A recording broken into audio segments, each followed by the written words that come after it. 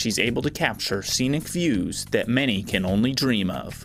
The perfect blend of Mother Nature mixed with man-made structures creates a unique spin on watercolor masterpieces. On today's edition of Art Now, we'll look at the work of Sandy Batzli.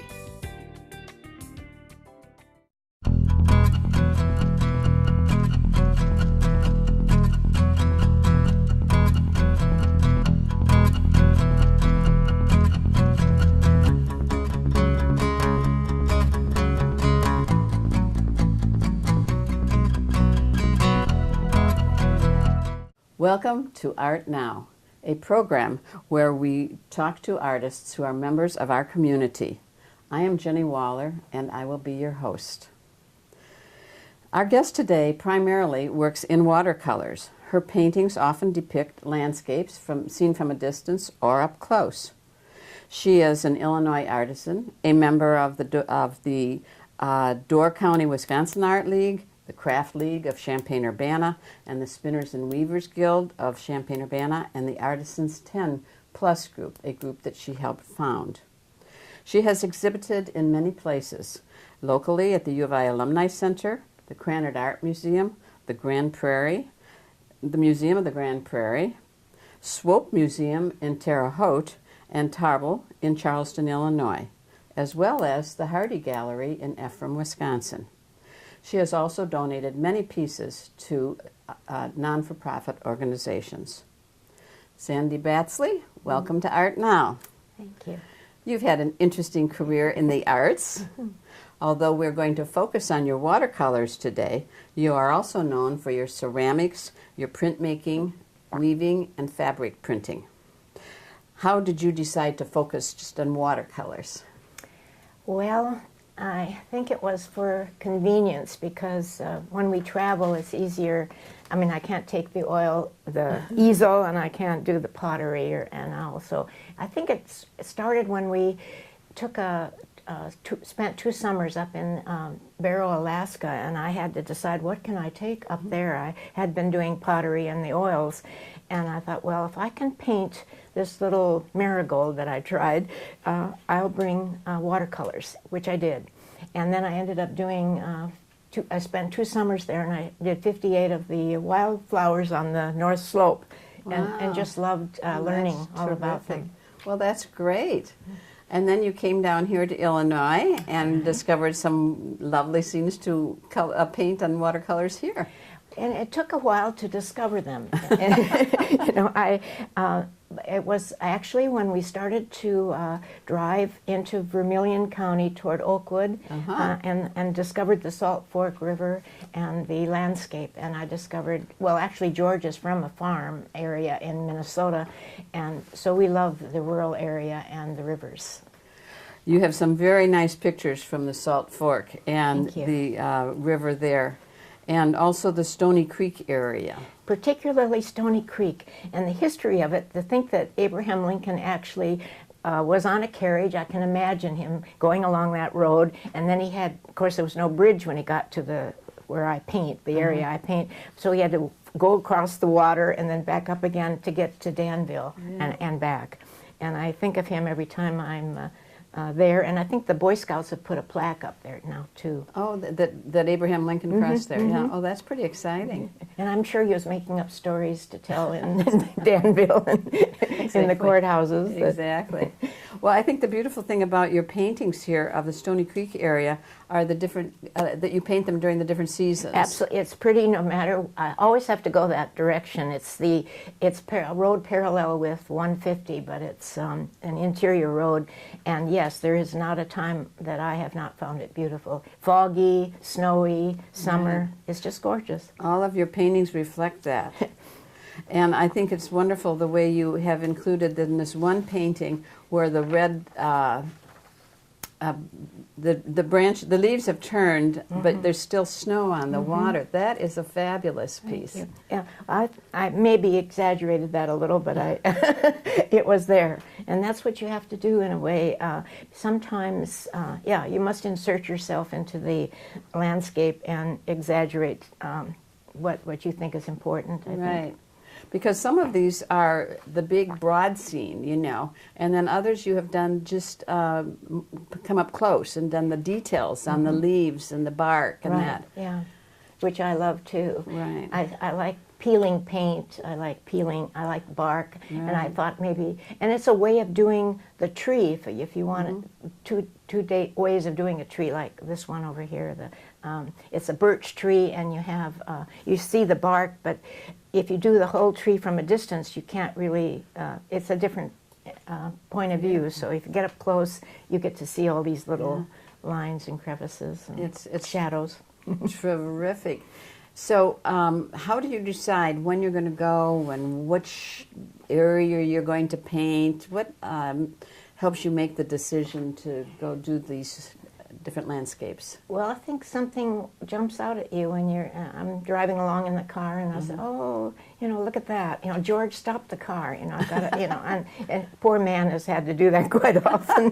But I like hay bales. I love that. Somehow those are sort of human out in the field. Yes. I don't know what it is about it, or a barn, a particular barn. You say, "Oh, isn't that gorgeous?" I enjoy them when they're actually falling down too, as well as actually more than when they're really kept up. It's like there's a story behind it. Exactly, and all the old lumber that went into them and the effort that went to make them. And yeah.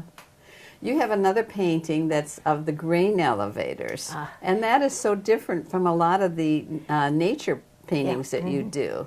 So tell us about your feeling about that, Silos. Well, they're again sort of human in a way, and they make such a presence on the prairie. They're out, and it's like a cathedral. Like it's like the cathedrals of the prairie.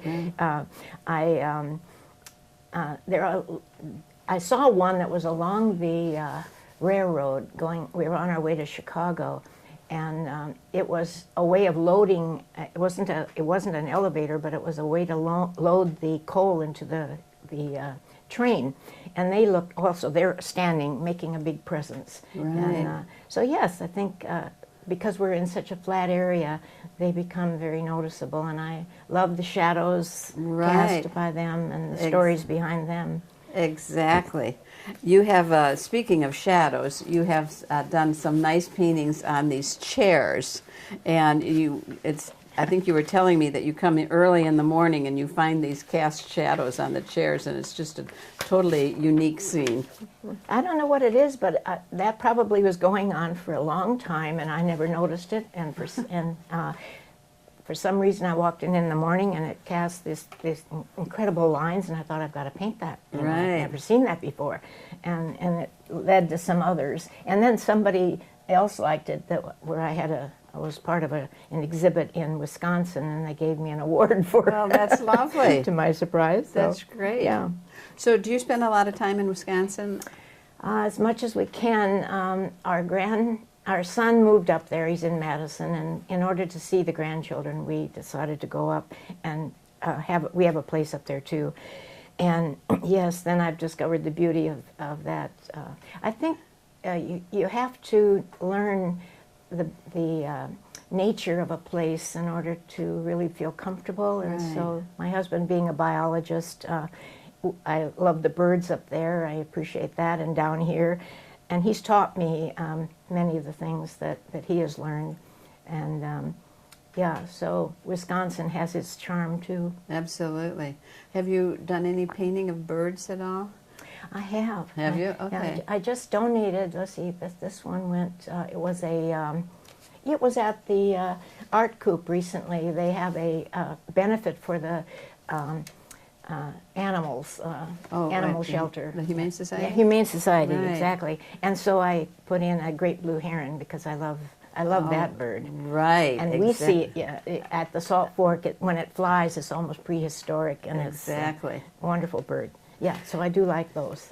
and you're out there at the Salt Fork quite a bit. I am. And you have some nice pictures out there of the Salt Fork at Oakwood. Right. And you have this really lovely scene of the winter. And then also, well, tell us about that one first. Well, again, I like reflections in the water, and obviously must love trees because I'm always doing trees. But we began to canoe when we got out there too. So we'd get out on that river, and that's where we'd see the birds, the kingfisher, and birds using it as a highway as we were. And it's quiet and lovely. So the water, I think the water draws us out there. I think so too, and it's so peaceful. Oh, yes. Yeah, Very well, nice. and you hear the sound of the train in the distance, too, if you're sleeping out there overnight. Since George is from the farm area there west of Minneapolis, I'm sure he hears these dogs barking and the trains, and it's like home. Right, exactly. And I also like this painting that you did of the canoe on the dock, just waiting to be used. Right. And you can tell that it's an active community as well as being restful, you know. It's a very nice place to be. Well, the man that owned that canoe, Cliff Bergeron, just loved fishing, and so he would be in that canoe often. Right. And I know a fisherman gets peace when they're out there. That's right. It's as much about that as getting the fish, I think. I think you're right. They don't care if they really catch the fish. Exactly. That's great. Well, speaking of famous people, you did another interesting series called Barnes and Notable. Right. And you have some wonderful paintings on that. And I like this one with the Shakespeare book and the Wall Street Journal and the sandals. Tell us about this whole program of the Barnes and Notable. Well, it usually comes from the wife or a woman behind the man and the notable. And this was, the woman said, I'd like you to do a painting. Well, I was doing these, they're almost like a still life. I don't show the face of the person, but I do composites showing the things of the person. And so in this case, this notable man, Heinz Domberger, loved Shakespeare, so I included a Shakespeare book. He would read the Wall Street Journal, and then the wife would give me his sandals, and this is a sweater I made for him, and he's in geology, so here's a book on geology, and poetry, he loves poetry, and so I would include all these things in there, and it would be the notable. It ended up being basically still life, but it's a portrait of that person. And I showed those at Levis Center when they had a gallery, second floor. Exactly. And so that's what that one is. How many notables did you do then? Well, I did my husband. I did, then I was contacted after that exhibit by the wife of the president at Wesleyan, Dick Wilson, and she said, would you do it as a surprise for him? So she provided me with all these things. And I'd set a still life up, and then I'd have to photograph it so I could, see what it was going to really look like, and then paint it. And it was a lot of stress whether or not it would really please that person. Right, exactly. And then they had an opening when I was finished with it. Then they had me come to Bloomington, and they had it covered with and it was a formal opening, and he had never seen it before. So it was put in his office. So that's another one. And then the wife wanted her father done. So then I did her father. And as I say, there's this pressure that you get. And so then she asked me to do another person. And I must say, I don't think I ever responded. I think I couldn't do any more of them. Really? But friends, if you do friends, like I think Francis Young, we both know the Young. I did him. He always wanted to go back to New Zealand. I know he longed where he was born. Right. And so I had his portrait, only I put him in there. And I had him standing, looking at a New Zealand scene. Oh. And then he'd lost his cat, who had died. So I put the cat in with him so the cat could be part of the picture. So a painter, it has this liberty to be able to do that. So that was his portrait. Well, how exciting. That's great. Yeah, thank you. Yeah, it was fun. And speaking of presidents, I think you have two of your paintings in the U of I President's Right. House. Recently I was over there, and Mary White was the one who contacted me, and her daughter actually has one that's in Colorado of boats. But at any rate, I couldn't find them. It was Krannert Art Museum was over there for a benefit, 50th anniversary. And so I asked, do you know if there are any, I knew that Mary had purchased these, and I forgot the name of our, I forgot our former president's name. at any rate, she was wonderful, and she said, well, why don't we run upstairs and see if we can find them? So we went up, and they weren't there. Oh. And I thought, well, I could have sworn there was a door to the right as you got to the top of those stairs in the president's house. And then we went, she said, well, let's try the third floor. So we went up to the third floor, and sure enough, there were 2 of my paintings in the room up there. And then there was one more on the second floor in a bathroom. Oh, for God's sakes. Well, that's pretty neat. And one of the views on the third floor was looking out at the alley of trees on the way to the Japan house. Yes. And so that was neat. That's great. Well, maybe when the new president comes in, you can go have a little cup of coffee with him, and Right. you may want to put your paintings up there. Well, they learned that they should keep track of what they have. Yeah, I'm sure And that's so true. after this experience, she said, we're going to make a list of the That's a paintings good that are idea. in this house. That's a good idea. Great. Well, speaking of the Krannert Art Museum and the Art Council, you've done a lot of work with the Krannert Art Museum, too. I enjoy I'm so happy we have a museum. Exactly. More than one museum. We have the Spurlock, we have the Krannert, and the Grand Prairie. the one Right. at Exactly. Mom. And so have you been on the council for a while, on the Krannert Art Council? I have. I was president for, it's a 2-year stint, so I was president for 2 years. It's a very, you're busy when you're on that council, because they would do a petals and painting in the Right. spring, which is a big deal.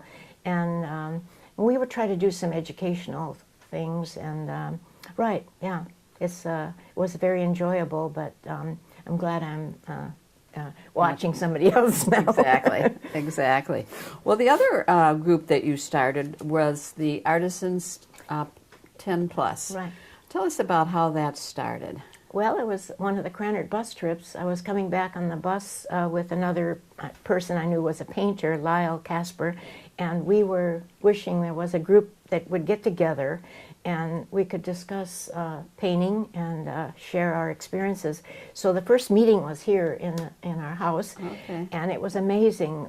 We went around the room and talked about ourselves, and it's amazing the similarities. I bet. And how many of us didn't feel were understood as kids. I know my mother would always say, I don't know where you came from. I can't draw a circle, you know. I mean, she would always look at me and say, why are you always drawing? But so a lot of us felt that way, that we knew that there was something different, that we Isn't saw that things interesting? differently. That is very interesting that you have that all in common.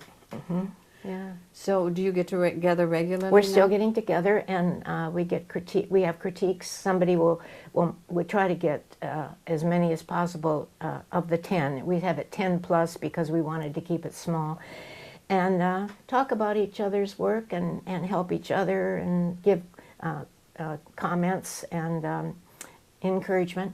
Right. Have you had showings of all of all of the artists in the group? Yeah, we have. We've had them in Paris. We've been Paris, Illinois, maybe? yeah, Paris, Illinois. Excuse me. Yes, right. Right. And that was fun. And then right now we've got pieces out at Milo's restaurant. Oh, that's great. That's good. Yeah. And usually at Boneyard we do something. Oh, do you? Okay. Right. Yeah, that's great.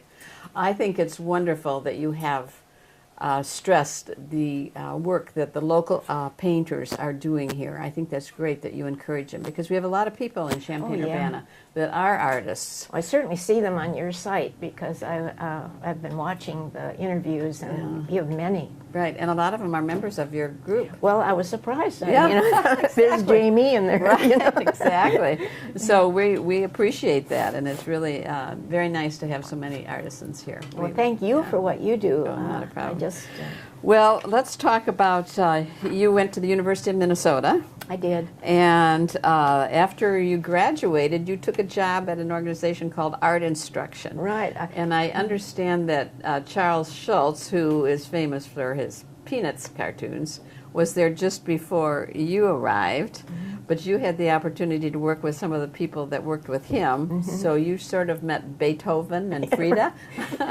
It was, I got the job through the want ads. I don't know why I didn't. I was trained as a teacher, but I decided I needed to work, and so there was this job. They hired me, and I guess Charles Schultz was in the back. It's actually was place where people did corrections of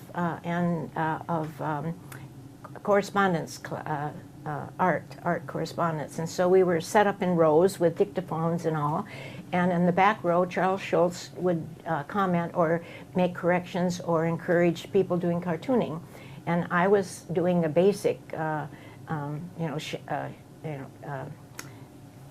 basic art rather than a specialty. And behind me was a woman that was a midget, and her name was Frida. And so then also in this group was a man who had a Beethoven collection. He was one of the owners of the company. So and there was a Linus that worked there as well. And I realized that I actually was being surrounded by people that inspired Charles Schulz and some of his characters. So really? Amazing. That is great. Did you ever meet Charles Schulz? I did not. Come back. He took with him another worker there. Tony Pokranik was seated next to him, evidently, and so he left the year before. He was from St. Paul. Okay. And but no, I wish I had. Oh, well, you've met a lot of other famous people in your life, I'm sure. No. Well, you've also, in addition to being at the Art Museum and on the council, that you've given some talks on Homer and Matisse and the history of the Art Institute. Mm-hmm, yeah. I think maybe you are an art education teacher. Well, I'm frustrated because I really do like to do research and write up these things, and so then I share them. And with the Homer, it was because there's a painting at the Cranert that is not a usual, you don't think of as Homer painting this. It was painted in France. And so I ended up wanting to know more about why is he painting this French scene, and then learned all about him and then shared it with the people at the museum and a book group, local book group. Right. So. Yeah, maybe you're right. Well, we hope you continue to give these talks and these lectures. We'll watch for them. And do you have any coming up right now? No. Okay. But we can watch the Cranert Art Museum schedule. Maybe they'll list some if you're going to be giving some more talks, because I think that's part of what we like here in Champaign-Urbana is learning more about art and the background and everything. Well, especially pieces in the museum. Yeah. That we should know more about. Absolutely. There was one recently that I noticed on the was donated by someone right across the street from us, Mrs. Pease's family, Theodore Pease. And there it was. To my astonishment, I walked down the lobby there in the museum, and I looked up and I thought, well, there is Theodore Pease, and donated by that family, and I know those people. So yeah, we should really know more about the pieces that are in our museums, I think. Absolutely. And if people want to know more about your pieces and would like to buy some of these, or I also know, and I have some copies of your cards that you've made too. And so if people would be interested in buying any of your art or the cards, what would be the best way to get in touch with you? Well, I used to have them at cinema, and I think probably Carolyn would take some more, or they could contact me. Okay. But very happy to. Some of the people like to have a local painter. Absolutely. On their cards, so. Absolutely. And you've done some beautiful winter scenes. The winter spruce scene is my favorite, and I like to send that out in the wintertime. So thank you so much, Sandra. It was great to have you with us. We loved knowing more about your art and more about you, and so we appreciate you being with us on Art Now. Thank you. Thank you. And we want to thank all of you who have tuned in, and we hope you'll continue your interest in art in our local community, and will continue to do your own art now.